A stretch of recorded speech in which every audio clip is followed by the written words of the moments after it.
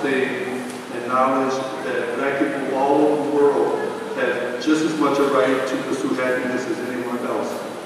To this day, I cannot understand and figure out why we were chosen to be the underdog to other people, while others have been able to make a living off of our blood, sweat, and tears, while we suffer still to today. Well, those men I mentioned, and some women also, like Councilwoman Blackwell said here, they all knew that we were not deserving of this kind of treatment and was not afraid to tell us about it in their deeds, actions, and messaging. Just think, where would we be in today's time if it were not for people like Nelson Mandela and others? That is why I celebrate Mr. Mandela on his birthday and every day. There's a slogan by the Nelson Mandela Foundation that says, take action, inspire change, make every day an Mandela Day. That's what I do every day. It is a Mandela Day for me, and especially today, the International Nelson Mandela Day. I won't be much longer. I have long had affection for Nelson Mandela. Way back in the days when there was the free Nelson Mandela movement, when Hugh Masekela from South Africa sang that song. Bring back Nelson Mandela, bring him back home to Soweto. I want to see him walking down the streets of Africa with Mandela. That song was so inspirational to me that, especially when he was released from prison and received the Nobel Peace Prize, I was very proud of him. In fact, I was a personal photographer to the late and great Reverend Leon Sullivan, and I was on assignment at Independence Hall right here in Philadelphia for the Philadelphia Liberty Medal Awards. Nelson Mandela was presented with that distinguished award along with F.W. de Klerk. I was right up front taking photos of that event. In fact, then Mayor John Street brought a series of those framed pictures from me.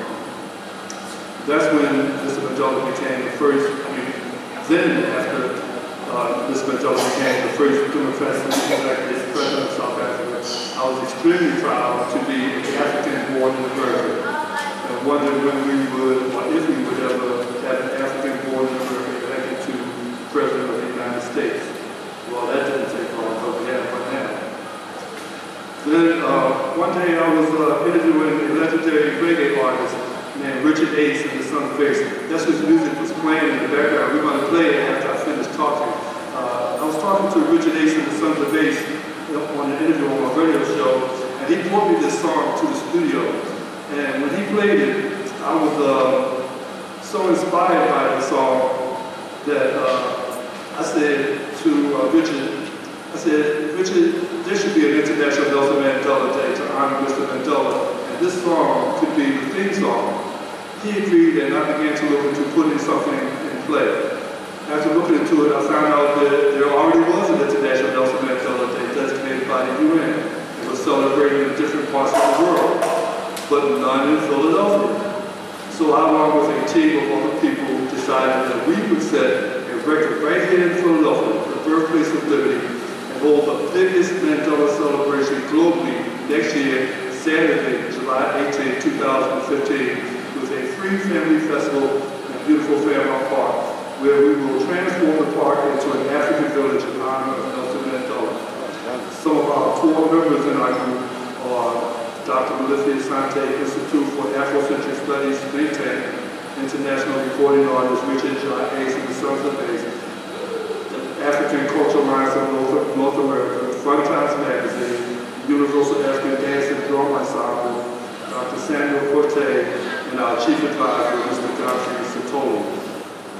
So today, at the request of our good friend, Godfrey Satoli, I'm here to encourage all of you to not only prepare for our event next July, but also to ask for your participation. I have sign-up sheets in the back for volunteers, patrons, partners, and participants.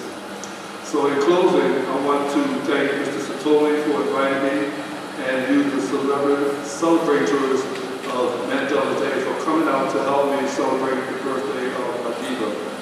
I want to also thank the church here for allowing us to be in their home to bring you this message And I look forward to seeing all of you and your families next year, July 18th, for the biggest international Nelson Mandela Day ever. We want to make this an annual event with sustainability and become an institution for generations to come so that Nelson Mandela lives on forever.